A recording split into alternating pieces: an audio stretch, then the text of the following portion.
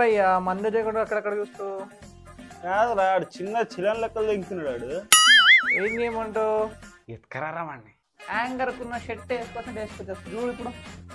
ఏం చేయాలి పండుగ ఒకసారి లోపల రా నాన్న.